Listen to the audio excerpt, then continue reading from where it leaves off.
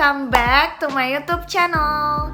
So, hari ini aku bakal kasih tahu 4 produk skincare yang di wajah aku nggak cocok.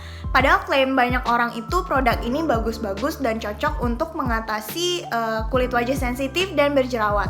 Tapi sayangnya di kulit wajahku ini bener-bener no banget, karena dia bisa menimbulkan kadang breakout, kadang malah jadi iritasi. Makanya aku stop memakai 4 produk ini. So, kalau kalian mau tahu apa aja produk yang aku kurang gitu suka, kita langsung ke videonya aja ya kalau gitu. Produk pertama yang aku gak suka banget adalah tea tree oil punya The Body Shop yang mattifying lotion.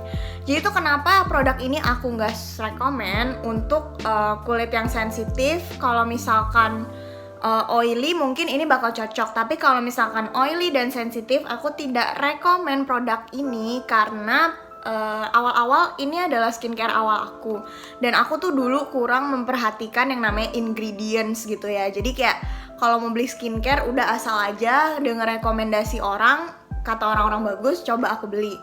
Sayang banget ini produk nggak cocok di aku, padahal katanya bisa ngempesin jerawat ya dan bikin kulit wajah menjadi lebih matte.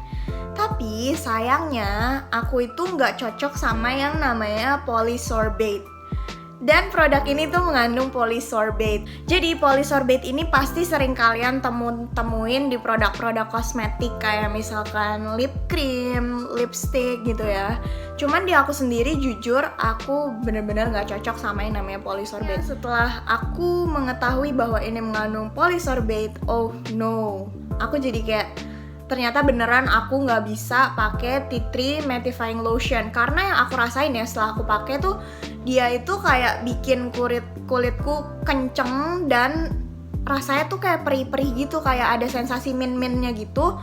Dan yang aku rasain juga kayak nggak dapet efek apa-apa di wajahku, malahan besokannya kayak bisa timbul jerawat-jerawat di sini. Makanya akhirnya aku memutuskan untuk stop pemakaian tea tree ini. Nah, kalau misalkan dari segi teksturnya bisa dilihat ya, dia itu agak gelish gitu dan kental, warnanya agak sedikit bening. Cuma setelah diaplikasikan di tangan tuh dia agak sedikit memiliki sensasi panas ya, panasnya tuh aku nggak suka karena panasnya kayak rasa balsem gitu diolesin ke wajah gitu. Makanya aku nggak suka dan jujur aku kurang recommended sama produk ini. Oke, kita lanjut yang ke produk yang kedua, yaitu ada dari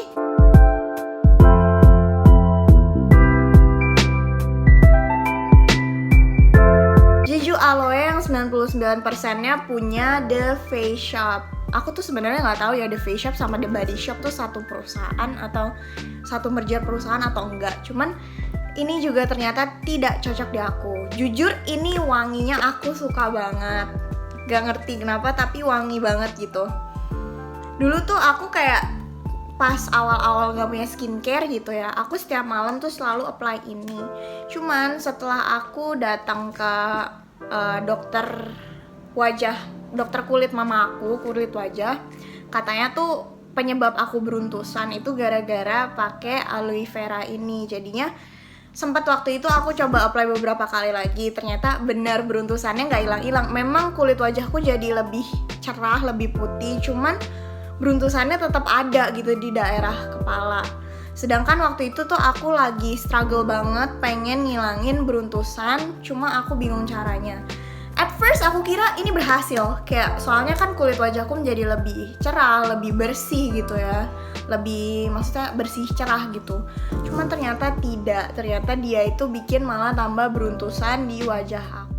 Dan teksturnya juga dia itu ringan banget, jadi kalau misalkan buat dipakai sambil tidur gitu, dibuat jadi masker, enak banget juga. Cuman sayang sekali aku tidak cocok, tapi mungkin buat yang kulit wajahnya itu lumayan kering, yang dehydrated gitu ya, dan gak gampang beruntusan, boleh coba ini. Karena kalau misalkan buat kulit wajah yang gak gitu bermasalah, kayaknya oke-oke aja sih produk ini. Oke, dan ternyata aku juga cek di Skincarisma kalau misalkan produk ini mengandung polysorbate 20 dan alkohol. Pantas aja aku nggak cocok gitu kan, karena emang kulitku tidak cocok dengan polysorbate. Kalau misalkan kalian memiliki produk skincare gitu yang mengandung polysorbate dan kalian fine-fine aja, mungkin kalian bakal cocok dan bakal bagus di kulit kalian gitu produk-produk. Lanjut ke produk yang ketiga,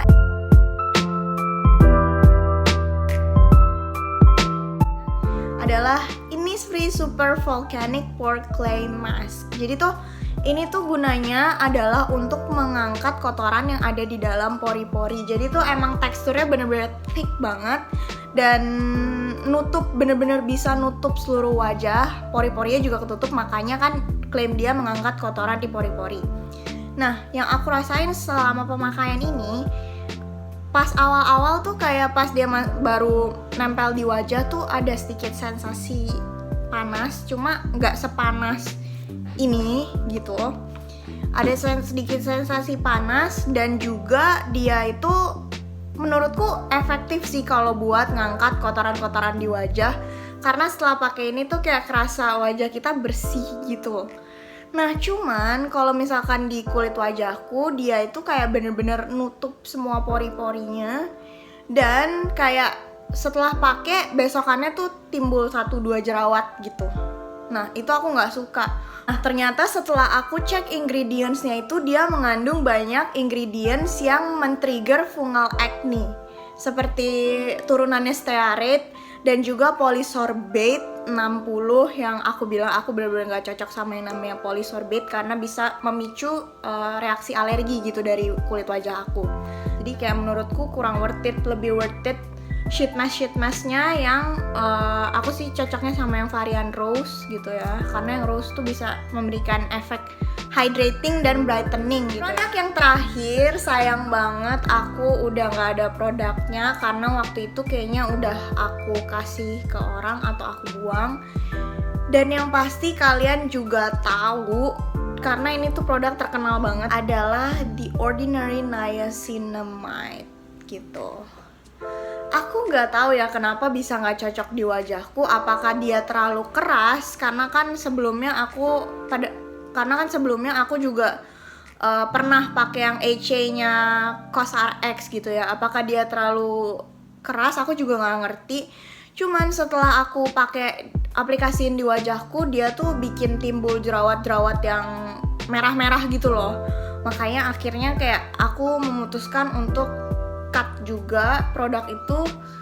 Kayak jujur aku sedih banget sih, karena banyak orang-orang yang cocok di luar sana, tapi kenapa kulit wajahku malah nggak cocok gitu. Teksturnya juga menurutku kayak lem, dan baunya juga kayak bau lem gitu, nggak nyaman kalau misalkan buat dipakai malam-malam. Nah kalau yang The Ordinary Niacinamide, jujur aku bingung kenapa aku bisa nggak cocok, karena dia itu klaimnya EU allergen free, alcohol free, kemudian parabens free, banyak lah ya. Semuanya kayak di Skincareisma tuh di checklist, jadi kayak bener-bener bahan-bahan yang digunakan tuh nggak bahaya. Cuma ternyata aku nggak cocok, aku juga nggak ngerti kenapa. Mungkin karena kandungan niacinamide-nya terlalu harsh di kulit aku, dan juga dia mengandung zinc. Zinc itu kan buat ngilangin jerawat ya. Cuman ya oke lah, zincnya cuma 1%. Cuma niacinamide itu 10 angka niacinamide yang diperbolehkan di dalam sebuah skincare tuh seingatku kayak nggak boleh lebih dari 2-5% gitu ya. Kalau misalkan udah di angka 10% sampai di atasnya itu udah biasanya udah harmful buat wajah kita, bisa menimbulkan breakout. Mungkin karena itu kayak wajahku awal pakai juga langsung kaget gitu ya, kayak karena baru pakai langsung di boom 10% gitu ya. Mungkin itu yang ngebuat kulit wajahku juga nggak cocok sama niacinamide punya serum gitu. So segitu aja video untuk hari ini. Semoga video ini bisa memberikan informasi dan berguna buat kalian yang lagi cari-cari skincare untuk jenis kulit yang sesuai dengan jenis kulit wajahku gitu ya. Dan disclaimer, di sini aku bukan dokter kecantikan, aku bukan ahli kecantikan. Aku tuh cuma pribadi yang suka seputar kecantikan dan skincare gitu ya. Ya kalau kalian suka sama videoku kali ini, jangan lupa like, comment, dan subscribe di channelku di bawah ini, dan jangan lupa share ke teman-teman kalian, dan nantikan aku di konten-konten berikutnya. Bye bye.